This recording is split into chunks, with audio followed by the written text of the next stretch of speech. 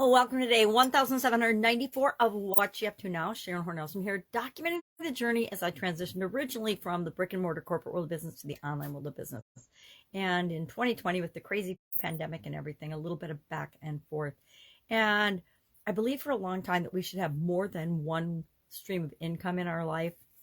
When I was working in corporate America, I always had a business or more than one business on the side. I always had different things that I was doing in addition to my corporate jobs.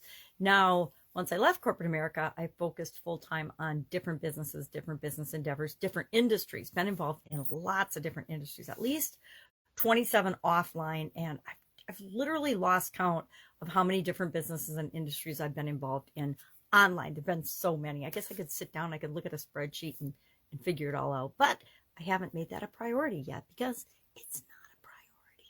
So today we're talking about, I've created 2 pieces of content every day, 2 live videos.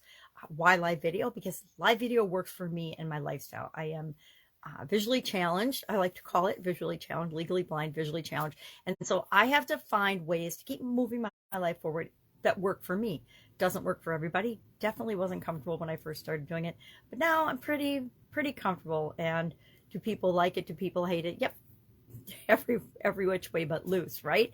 But guess what? That's their opinion, and I take that feedback with a grain of salt, and then I do with it what I can. But sometimes there's things that I don't personally have the ability to impact or affect, just like we all have our own limitations. We have our own strengths, we have our own limitations and weaknesses, and we have to build on our strengths and minimize our weaknesses in every area and aspect of our life as we're becoming the best possible version of ourselves. That's what this year's challenge, the BU 365-day challenge, is all about. It's about doing one thing every day that improves us and moves us toward what we want to be, how we want to show up in the world, set the example for other people in the world. That's this year's challenge. We're wrapping up. We're getting to the end of that. I'm asking 2 questions every day for the month of December to kind of keep it easy for us and keep it easy for me because I was traveling. I just got home last week, and between traveling and Christmas and the holidays and December and everything, I wanted to make the challenge a little bit easier the month of December than maybe it's felt some of the months prior to this month. We've done a lot of heavy personal development lifting throughout the challenge, and that's why I do it. I do it so that I can improve right along with the people that are doing the challenge with me. And some days are harder than others, and some days that I think are going to be super duper easy end up being really, really hard for me because of a lot of reasons. Maybe there's something from my past or a past experience that I have not dealt with, and so we do something in the challenge or an exercise or a tool or something in the challenge that brings that up or triggers that for me, and then I have to work my way through it just like everyone else. So today the 2 questions were, would you want to have the ability to have total recall, absolutely positively remember every detail of your life? I think I would not want that. I think it's all stored in my subconscious somewhere, but do I want to recall it all? No, it'd be overwhelming. Been through a lot, and the older we get, the more things we've been through, the more experiences we've had. Our brain is set up and our mind is set up to pull them out when we need them, but we definitely don't need them all the time. So I thought that was an interesting question. Would you want to remember every detail of your life? Why or why not? And then the second question was, how would you describe the idea of color? And I really haven't thought about this one. I may or may not think about it today. I got so much stuff to do for Christmas today. Christmas is in just a couple of days, and traveling for most of the month, over half the month, makes it challenging to get everything ready. I always get everything ready, but it makes it a little more stressful. So I may or may not think about color. I watched the movie when I was traveling. There's a Hallmark movie out this year called, I don't remember what it's called, but it's about a gentleman who's colorblind. And of course, true to Hallmark format, the love interest is an optometrist, and they fall in love because she gets him glasses that make it possible for him to see color. That's the closest I've gotten to thinking about how would you describe the idea of color.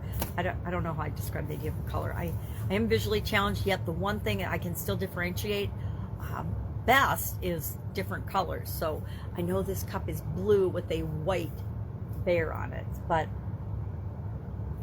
otherwise colors are easier for me to see than other things. So that was our questions for Supersize Your Business, not for Supersize Your Business, for the challenge today. For Supersize Your Business, we covered the idiom to bear in mind, to remember. And I covered that earlier in the year when we were talking about mind. Keep in mind, bear in mind was, I think March 30th, we talked about that. And I shared 3 things that you want to bear in mind or keep in mind when you're growing and building and supersizing your business. So today I asked, what is most important to you to bear in mind or keep in mind when you're growing and building your business? Because it's really all about what drives you and what motivates you. And I shared that for me, it's my why. Why am I doing it? Why am I building it? Why am I showing up every day?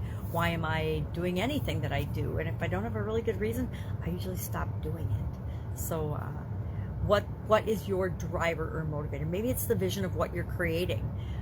Mine is the vision of what I'm creating, but then why is that important to me? Because it's different for each and every one of us.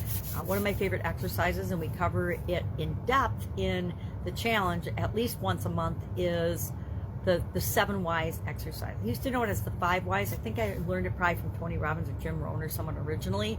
And then Dean Graziosi, about, I think 2020, 2021 maybe, January, he did a video and training on the 7 whys.